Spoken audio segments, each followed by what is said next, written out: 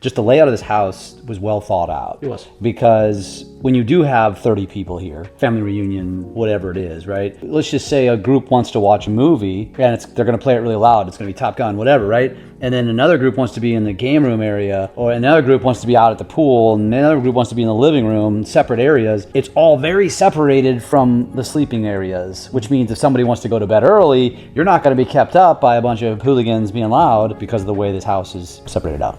100%. That's why I was saying there's a lot of decisions that were made. Mm-hmm. They were made very thoughtfully around how they wanted to create a guest experience. Most houses that we even manage, they were built for someone to live in. Yeah. And then they became an Airbnb. And it's different when you build a place like this for that.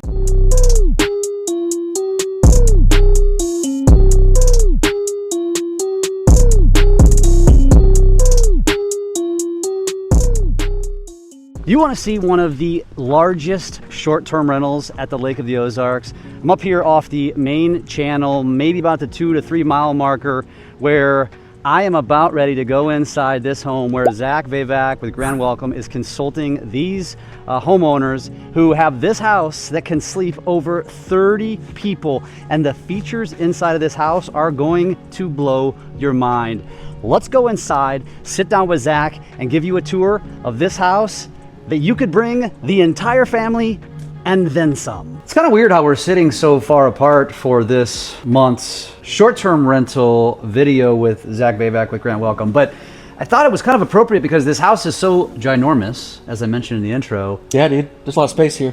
There's a lot of space, and that's okay. As I mentioned, this quite possibly is the biggest short-term rental at the Lake of the Ozarks. It's got some incredible features, which we're going to show you. But I first want to mention that, Zach, you don't actually have this property under management, Correct. At least maybe yet. It might be coming. But the reason we're here is because you do consulting for properties. And so today's topics are going to be less about the data that we talk about in other months, whereas today we're going to talk about the consulting that you do, which I think a lot of self-managed property owners might be curious about, but also specifically talk more about luxury listings. Yeah.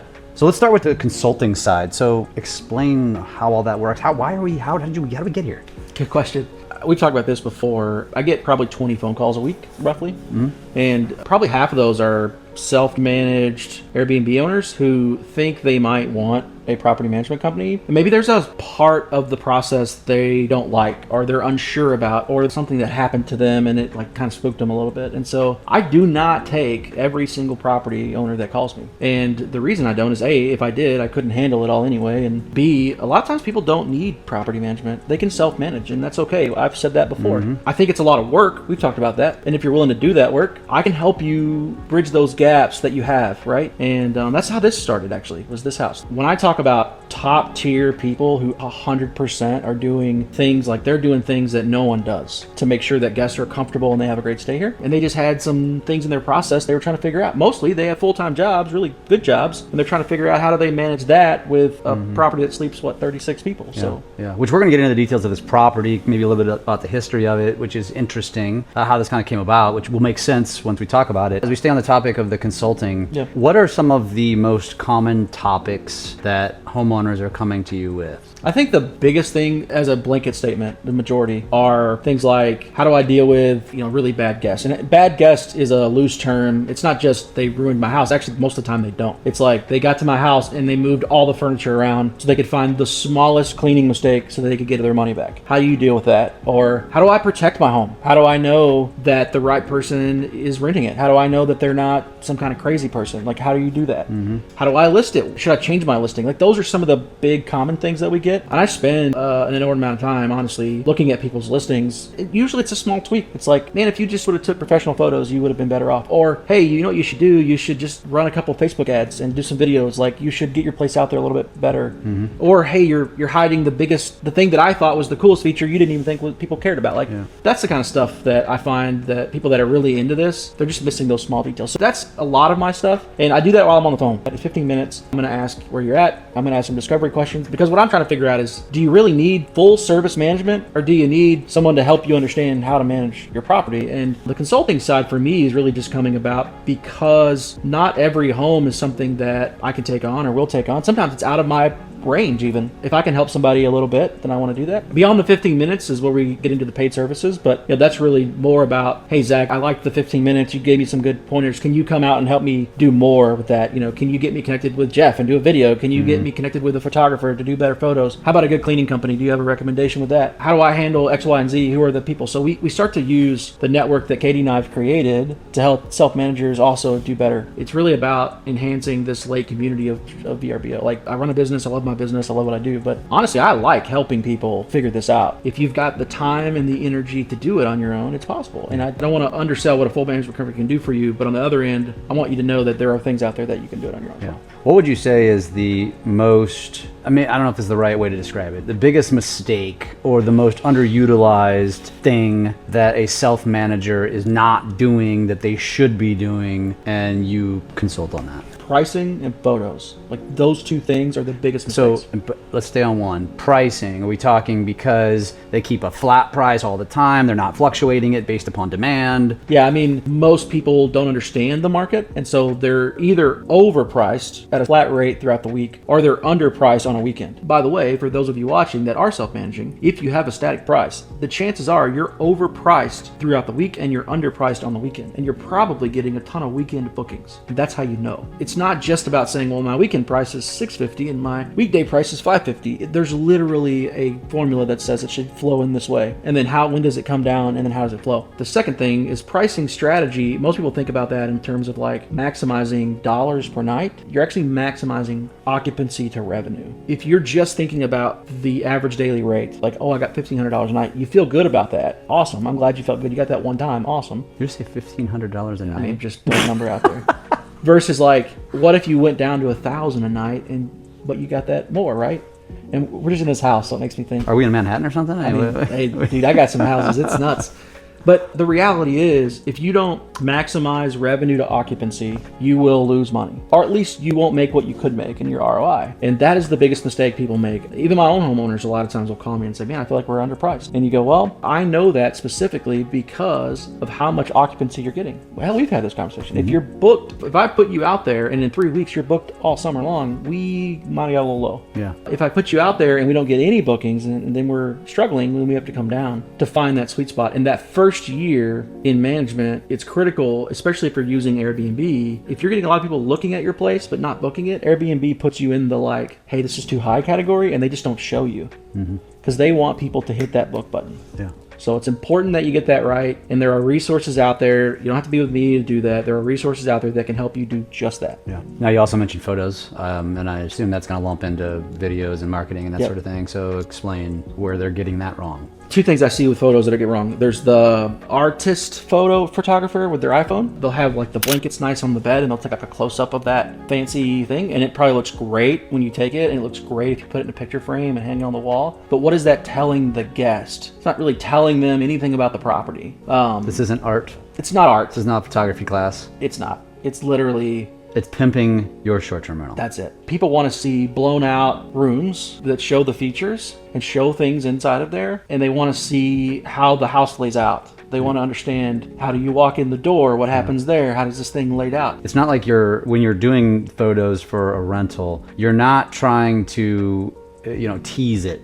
You're wanting to basically map it out. You need to show them in 35 pictures, depending on the size of the house, but 35 photos, what this house does for them. Yeah. And every property has a hero shot, but it's finding the photo that everyone goes, oh, that's cool. And then they click. Yep. And then you have the next 4 that really get you to click through and go, oh, this is a cool place. And then you've got basically 5 photos to get them to book it. And then the rest of them are literally auxiliary photos for things like if they have a handicapped person coming with them, how do they get in the house? Is there that kind of stuff? Showing the appliances that are in the kitchen, showing the beds. How many stairs are there? How many steps? All that. But never the blanket on the bed close up. I just don't think that it matters. Yeah. Well, and a great testament to you guys. So for our property, which is tiny, but has larger parking than a tiny house probably should have, their recommendation was I should get some drone shots and then even show how many cars. And so we didn't have the cars accessible or with us, so we just AI'd it. Yeah. But we showed through photos our parking area with a truck,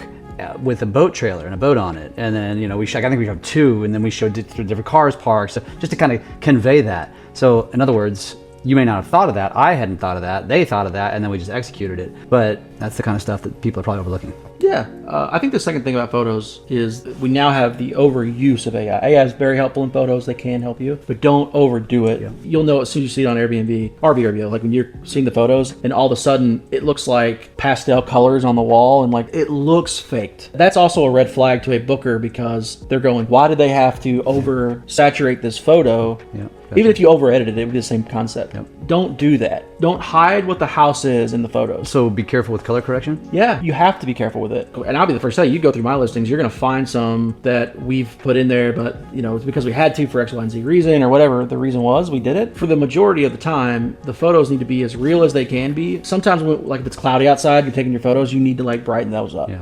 But that doesn't mean you're faking the house. You're just brightening up the exposure. Yep. Got it. Anyway. Okay. Anything else about the consulting aspect? No, I would say that anybody that's got a rather large property that they're struggling with, that they're trying to figure out, a 15-minute phone call, I would be glad to talk to you and just say, can I help you or can I not help you? And I will be 100% honest with you on that call. I cannot take on the world, but I will certainly be willing to talk you through ideas that I have. And how do they get a hold of you? They can call us at our number online. Go on. Before we go on to talk about luxury, we have to talk about a couple of our sponsors. You might have noticed these very bright drinks here sitting next to us. Firefly X. You should know if you follow me about Firefly Valley Farms. Coffee roaster in Camdenton, just kind of like diagonal from the Camdenton elementary schools, middle school area off of the business route 54, right? They are one of the only, and I would say the best, coffee roaster at the lake. It's the freshest coffee you're gonna get, and they have the motorboater blend, which is just so appropriate for lake life, any kind of lake life, water life. But they've since recently rolled out this new line called Firefly X, which are like energy drinks, except better ingredients. I don't want to use the word healthy because energy drinks and healthy probably don't go hand in hand, but better ingredients. They use the Lotus mixes and it's more natural sugars than all the garbage that you're getting in the Red Bull type energy drinks and all of those other brands. Not only do they taste freaking delicious, I think they're perfect for lake life because even beyond the energy drink, like take a 12 pack of these out on the boat, bring some Malibu rum, some vodka, dangerous, but so good. They're delicious. So if you haven't been over to Firefly Valley Farms in Camdenton to get your coffee, maybe you're not a coffee drinker, well, they have these energy drinks, and they just added, and they're building out a separate room that's going to be open, maybe not 24 hours, but super late, with a robot coffee machine, I guess you could call it. Yeah. It's fascinating. Wait till you see it. Just keep tuned into our channels. We're definitely going to be sharing it because it's going to be that novelty that everybody's going to want to go check out, because if you've never seen a robot make your coffee before, that's what's going to happen. Pretty cool. Pretty wild. So Firefly Valley Farms over in Camdenton. And of course, if you also want a pre-made alcoholic beverage on the boat, of course, you have to have the Good Boy vodka. We all know about the Good Boys. I would say, and I live it, best drink on the water, best drink on the golf course. They have the John Daly's. And so you're pretty much covered here. You've got your caffeine, you've got your mixers, you've got your robot, you've got your boat and drinks. You're good to go. Yeah. For a good lake day. So when you come down here to Lake of the Ozarks, whether you're here as a second homeowner, whether you're here as a vacationer, whether you're here as a full-timer, now you know where to go to get the stuff. Okay, moving on.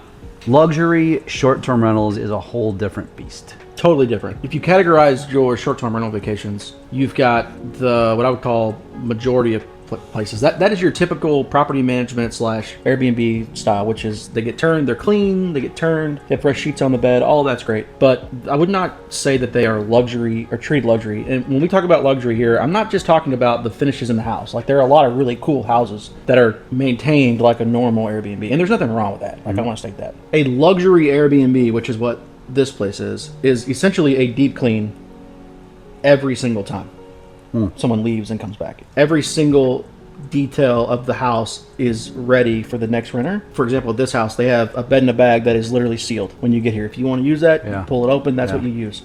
In other words, let me cut you off there and say, how many times, and this has happened to us, have you gone to a Airbnb or VRBO, a rental in any market, and there is someone's hair in the shower, or you find it, in the bed, and it's my wife is just completely appalled. She's like, "This is disgusting," and it's like, "It's just a hair. It's gonna be fine." But that's the kind of stuff that luxury tries pretty much. They prevent that, and I'll tell you, Here's the difference. Majority of Airbnb, like this is us being transparent with your audience, right? Like majority of Airbnb owners do not want to spend a ton of money on cleaning. Why would they not want to do that? Because the market isn't there enough to spend so much money on cleaning that you can't do it. And you guys as guests don't necessarily want to pay a $300 cleaning fee for a 2-bedroom house. Yeah. Which is what Jeff's going to pay when we deep clean his house later this year. Damn you. Yeah, that's true. Because we deep clean it once a year, hopefully twice a year, depending on how much use it gets, versus a luxury rental is going to deep clean every time. They're going to come in, they're going to clean everything. I'm talking every rug on the floor, every towel, every comforter, every mattress protector, everything is washed every time. That's one example. All the baseboards are cleaned every time. It's a different level, but that cleaning fee is going to be over $1,500 to $2,000 for that stay. And that's why when you have these luxury rentals, most of the time they're a minimum of 6-7 nights because no one's going to pay that for a 2-night stay, right? Yeah. So a luxury rental is just a totally different experience. It's almost like walking into a new house. So deep cleaning makes it luxury. What Yep. about other things like, occupancy, kitchen amenities, pool, hot tub, dock? What else makes something luxury? Yeah, I think all those things. For example, a pool in the outdoor kitchen, that absolutely makes this luxury. Also, the gas is piped in, it's hardlined. It's not a propane tank. So why does that make it luxury? Because there's no wheeling around tanks. Everything's stationary and put in place. Every single floor has a power washer on it in this house. Interesting. So if you go outside, there's a power washer attached to the side of the house. And that doesn't really affect the renter. Sure. It affects the management company more than anything. It helps the management company or the person doing it.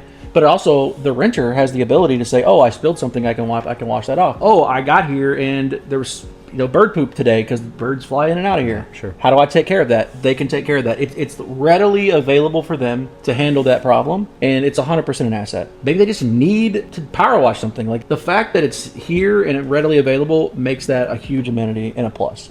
If you've been in an Airbnb for a week, by the end of that week, you got some things you got to do to take care of. So, and you've completely changed the way I think. Like when I think luxury, I think my first thought would be size or occupancy, but that really has nothing to do with it. No, I think you could have a 3-bedroom that's set up the same way. You could have a luxury home that's small. It just has luxury amenities. It just only sleeps 6. Yeah. Hey, how about this? How about the fact that you could, at this house, you could hire a bartender. He would come out here with a cart trailer. He'd sit up front. He'd serve you drinks by the pool all day. Or how about the fact that it's even out there that he could come do that, right? Those vendors exist, but you got to have the place that they can get into, they can get set up. Like, think about the lake. How many places have you been to where the driveways are too steep that would never play out well? Versus this place, think about when you came in down the driveway. Mm. So what makes it luxury is the ability to offer more amenities at the house as well. Yeah. When you think about a luxury rental, it's about what is the experience that I can create in the moment and what is the most amount of things I can do to make that guest experience top notch. And eliminate as many hurdles for them as possible. That is a luxury rental. It's the peak of saying to yourself, what is the thing that I'm going to do to make sure they have the best possible time here? Nope, money doesn't stop me providing that. Mm-hmm.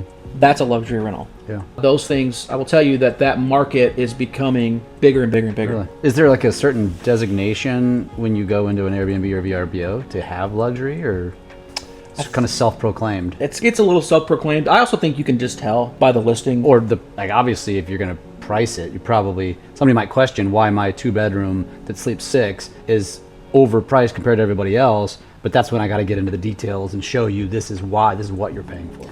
Yeah, in fact, I would tell you if you have a 2 or 3 bedroom that you consider a luxury rental and it's not renting at that price, it's because you haven't articulated enough in your listing to tell people that. Marketing. You haven't done it right. Yeah. It really is about that. And one of the things Airbnb does is they do have what they call the gold badge, which is great. It just means it's a really great place. It's so many 5-star reviews in a certain amount of time. You have to be really good at a property. We have a couple guest favorite top 1% badges. Like those are the start of that big journey, but going the next level, that's really what's going to take you to a luxury rental. You should price for that. You have to, because if you don't, you'll literally not make any money trying to service that. I will also tell you, by and large, I don't mean this against property management companies because I are one, but by and large, true luxury rentals are self-managed with a individual team of people. Like that's where they are. Wow. It's the only way you get there. Yeah. In fact, if you guys look up VRBO House of the Year, Lake of the Ozarks, that's a luxury rental. And when you go in there, you'll see that guy has provided it's like every single thing you could think of in a lake house, he's provided it. Yeah. He's got a mini golf course. He's got all sorts of crazy stuff in there. He's got a team of people he has curated, that he personally has curated, that handle that house every turnover. Usually on a high-end house like that, you don't typically have turn days. Typically you have a checkout and then check in next day at best, because it takes that long to reset it. Yeah. When we talk to the owners of this house, even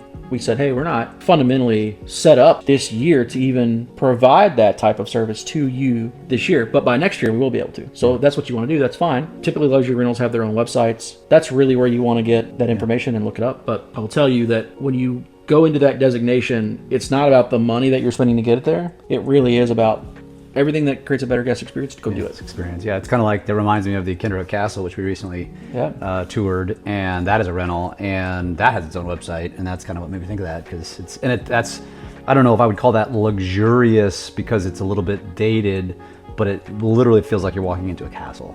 Yeah, it's pretty cool. And, but it's an experience. Yeah. Again, even the finishes in the place don't necessarily make it or break it in that category. Right.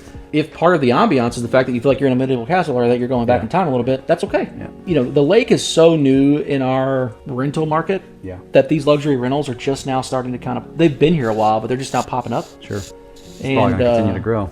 Well, yeah. And so it's a category that's breaking out. It's going to win. That category is going to win. I highly, highly recommend that anybody that's like, how do I differentiate my property? Well, you should think about this market because it does pay out to be in it. Yeah. It's also a lot of work. Well, and that's good. That goes back to the consultation, which is how we started this episode. Now, I want to keep this moving. When you speak of luxury, now here we are sitting in, as I teased in the beginning, arguably one of the biggest short-term rentals at the lake, a very unique layout with some very unique features. So I think there's no better time than to change locations to show you one of these features, and then let's walk them through it. Let's do it. Zach, we promised something unique. I've been in some nice homes here at the Lake of the Ozarks with theaters in them. This is a theater. Yeah, this feels like you're in a private movie theater. Yes, it does. Isn't it cool? And this is just one of the many features of this house. Before we get into and have you kind of do a walkthrough, this has kind of an interesting story because when you go through and walk through this house with us here shortly, you'll see that the layout almost feels like it's a hotel. Why? Well, that's a great question. So I was just reading the text from the owner because we had asked them, when we got here, Jeff was asking me like, well, what's it going to be? Like, who plans out a 12-room Airbnb? Like, really? Right. So I texted him and he sent me the original photo, and it was 3 separate 4-bedroom condos that they converted into a 12-bedroom Airbnb, which is interesting to think about. So it was a condo development that the guy ran out of money or whatever happened. Okay. Typical, which during the crash. Okay, go on. So I do remember when we first talked to them, like they had some difficulties. Like they bought the place, there were some things that weren't quite right. They talked to a lot of builders about what they wanted to do, and they ended up building this 12-bedroom Airbnb. And or they just, I mean, it was already, the foundation was here, right? Yeah, like what they bought was already here. It was a shell of a house with no siding, no rooms, no interior. So they came in and they ripped out whatever they had done and then started to build this thing from the ground up. Which is why when we walk through, you guys see this house and you go to their website to look at it, you'll see they made a ton of decisions based on guest experience. So let's take them through it. So, I mean, obviously we've given them this theater now. By the way, I will mention before you go through this, just the layout of this house was well thought out. It was. Because when you do have 30 people here, family reunion, whatever it is, right? Let's just say a group wants to watch a movie and they're going to play it really loud. It's going to be Top Gun, whatever, right? And then another group wants to be in the game room area, or another group wants to be out at the pool, and another group wants to be in the living room, separate areas. It's all very separated from the sleeping areas, which means if somebody wants to go to bed early, you're not going to be kept up by a bunch of hooligans being loud because of the way this house is separated out. 100%. That's why I was saying there's a lot of decisions that were made. They were made very thoughtfully around how they wanted to create a guest experience. Most houses that we even manage, they were built for someone to live in. Yeah. And then they became an Airbnb, and it's different when you build a place like this for that. Yeah. Okay, so walk us through the house. Yeah. As you come down the driveway, there's a big driveway, lots of space to room, plenty of parking spots. I know they have some future plans that I hope they'll be willing to share with you, maybe in another video. We'll tease that out. Okay. It's a lot of space here to park and enjoy that. So you don't have to worry about parking. You don't have to worry about trailer parking. You can bring your stuff down. You actually enter through the garage, which is available to guests. They have a golf cart there. You can use that to kind of circle around and look at the neighborhood and be a part of that. But as you come into the house, you'll notice the grand kitchen. Huge kitchen, totally set up for cooking. And it has, they call it a butler's pantry? I guess. Yeah. I would call it a rich people problem. It definitely is that. It definitely gives you the feel of like, oh, they want me to cook here. And it's cool because there's 2 coffee makers in there. There's, I think, 3 dishwashers in this house. And they have 2 big, like, full-size fridges. And the fridges aren't in the main kitchen like normal houses are. They put those in the butler's pantry because, of course, they're an eyesore. I don't know. I was going to say because they created more counter space in the kitchen. That is it. I'm totally making a joke. It's a cool feature. That's 1,000,000% jealousy talking, because I would love to have that in my wife would be like, you're an idiot. I would love that. And she's right. I'm just being poor. It's cool. So the kitchen's awesome. And then as you come out of the kitchen and you actually take a right as you come in, there's actually a little game room and a bar area with I think it's like a ping pong or paddle. Pool. Yeah, plus pool table. So there's really cool room there. Again, if you want to go back there, you can go play that and not disturb anybody in the living room, in the kitchen. I would say it's open feel, but separated logically. Yeah. And then as you come back around, you come up to the theater room right above. This is actually above the garage. Okay. The theater room's interesting because it's kind of like back from the house. Totally. So you can definitely have a big showing in here and close the door and be fine. That's awesome. So everyone knows, they've craftily putted blankets in the corner of this room so you can snuggle up with a good blanket, your popcorn, like it's great. As you come back down from the theater room, you go into the big living room there. Living room is awesome. Huge, plenty of seating. We were in there. That's where we were for the first part of this video. Yep. Mm-hmm. Tons of seating, great dining area there. And then right behind the living room, you can see everything out of the living room, which is awesome. But behind the living room is what I would call the second major feature of this house, which is the outdoor kitchen. I mean, you could hibachi chef your way right into some love right there, buddy. I mean, it is awesome. Mm-hmm. They've got a full bar right there. So, and then the pool is all right there together. I could just spend my entire day cooking, drinking, eating, and being in the pool, and it'd be fine. 100%. Obviously, coming back inside, so you've got the kitchen, we talked about that, and the living room, and then you go upstairs. That's on the other wing of that. Yeah, it's like another wing back behind. So there's 100%. one bathroom downstairs, like a half bath. Mm-hmm. I mean, if you want to call it, like that bathroom is bigger than most full baths, but doesn't have a shower. And then as you go into the back part, literally the rooms are all built on their own little island almost. Yeah. And there's 2 floors, 6 rooms each floor. Each floor is set up the exact same. I believe 4 of the 6 rooms on each floor have twin XL pull downs, like Murphy beds. Yep. And then they all have king beds in them. 8 of the 12 rooms would have a king plus a Murphy bed. Yep. And then the other 4 left just have king. Have kings, but every single room has a full bathroom attached. It's an ensuite. Every one of them. So they're all masters. So when I say this sets up like a hotel, that's what I meant. Your sister and her husband, who are across the hallway, don't need to use your bathroom because they have their own. Everybody has their own. I think it's cool because, I have a family of 4. We could take one room and sleep in there. Yeah. And be fine. And be comfortable, actually. It is nice, though, because that's one of the problems when you vacation with a group of people is the sharing of bathrooms. Yes. It's a pain in the ass. Well, yeah, you got all your personal bathroom stuff that you're now taking in and out, and it gets gross. And women need to get ready. That takes forever. Guys need to do their duty, and we like to just, have quiet time. Some of our teenage kids like to take way too long showers, go on and on. Yeah. Well, and then each floor has a washer and 2 washers. 2 washers. So there's 4 washer and dryers in the house, and they're on the floor where your room is, so they're very convenient for that. I think if you need to wash towels or do whatever you need to do. Now, I will tell you, there's plenty of towels here put out and blankets. Yeah, and there's tons of beach towels, which we love to provide. I mean, I'm so glad they do that. Each of those floors too also has a balcony. Yes. Where are we on the lake here? I mean, I know we're up here and it's considered Eldon. It's like North Shore. What mile marker is this? It's right there. It's really from the dam. It's 3 minutes, 4 minutes? It's not far. Close. Yep. Jobson Hollow Cove. It's on a point right across from Village Marine Yacht Club. So if anybody knows where that's at, that's where it's at. You can't miss it. So as you exit the house, one of the coolest things about the view here, it is on a peninsula. Yep. So the dock kind of sits back around the corner. Mm-hmm. It's right off the main here, but it's not as bad as you think. Yeah. It's not on the main channel, but you see the main channel. You can see the main channel. Yes. Right. Yes. So you can boat watch in relatively good peace, I would think. Yeah. Because you're almost protected by the other peninsula that sits out away on the main channel, basically. Yeah. If you're coming in, it's Jobson to the left, it's Birdsong to the right. There you go. For those that know their coves. Yeah, I would have never known the name of those coves. Me either. There you go. Back to the dock, because that's a big feature. The dock's cool. I think there's 4 total boat slips, but one of them is available and open for guests. The other has got the homeowners. By the way, the homeowners use their place. They love their place, so that's a positive. Then there's a bar, like a full bar, and then it's like a little house on the dock that has a fridge in it. It's got a few little bar type items in there. It's where they keep all the cushions and stuff for the dock furniture. And the dock is all Trex decked. I mean, I don't know if it's Trex brand, but it's that fake wood. Fake wood, yep. Yeah. So it's great. It's super nice condition, and there's a power washer right on the deck that if you want to use, there is. Yep. You can just use it. There's big swim, big layout, dance party, whatever you want to do. Yeah, I think they have a lily pad out there. Mm-hmm. Like it's got all the things you want on a dock and more. Yeah. Things that you would even think of. It's not a steep walk. No, it's almost flat. I mean, there's a few stairs to get it down there, but then it's a pretty good across there. And like I said, it's got a good stiff arm on the other end of that dock. That thing's not going anywhere. The entertainment value in the fact that like everybody could literally go down the dock and just hang out is pretty awesome. So I mentioned that you're not managing it. Nope. How does somebody learn about this place? How does somebody rent this place? You can check the property out. Go view it at lakeliferesortrentals.lodgify.com. That is their direct booking website. That's an interesting one, by the way. And I know this is not my place, but I'm going to do it anyway because it's my channel. That is a great example of a website that probably needs to be simplified, and they could have used some consulting before they set up that website.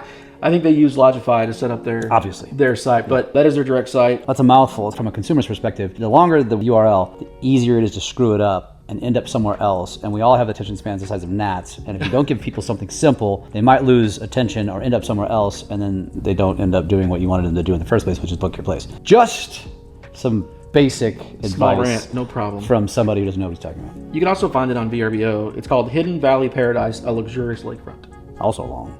Yes, it's a long name. Okay. So I want to ask you this before we finish this up. There's a chance you could end up managing this property. I don't Now, know, yeah. then again, our marketing might do so well for it, they might end up, Yeah. But if you were giving them advice on what I just ranted, Yeah. and then of course the name of it on booking sites, what would your advice be? Yeah, it'd definitely be shorten it. Shorten the name of the property, shorten the URL, all the things. Yeah, I mean, I think they use Lodgify to set up a site, and that's great. Lodgify does a great job. I would have probably bought a domain name that I wanted, and I would have redirected. Which would be pretty cheap. Probably could do it for less than $10 $50 a year, Yeah. and then whatever it costs somebody to make it look.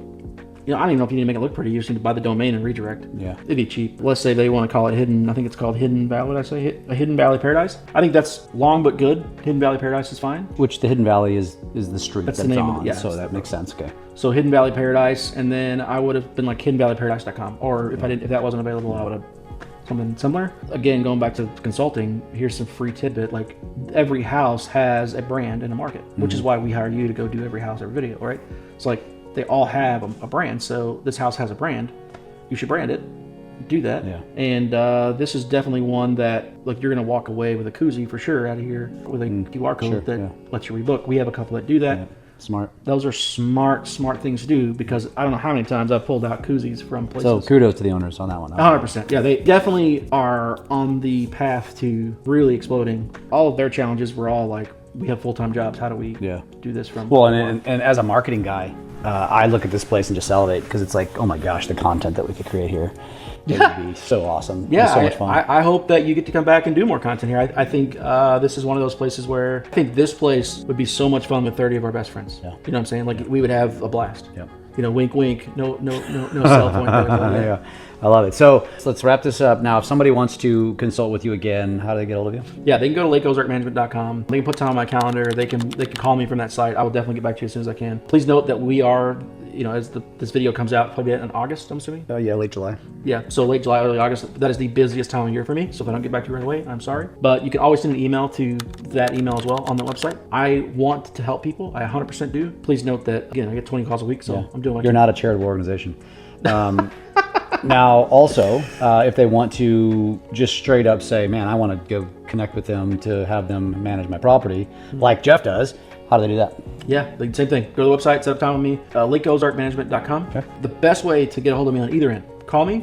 Even if you don't know, maybe you're like, I kind of want to do it on my own, but like I kind of don't know, call me. Because what I want to do is I want to talk to you, I want to fill you out, I'm going to ask you a bunch of discovery questions, and then we're going to have that honest discussion with each other, and then we'll talk about what makes the most sense for you and what I think. And I'm not everyone's cup of tea, and that's okay. Yeah. But I definitely have an opinion, and I'd love to share it with you, and if it's valuable to you, awesome. And it's free to call me for 15 minutes, and then after that, we can talk about what it looks like. For anybody who is a vacationer here or wants to rent a place, and this place is not, they don't need something this size, where do they go do that? Yeah, grandwelcome.com. Grandwelcome.com.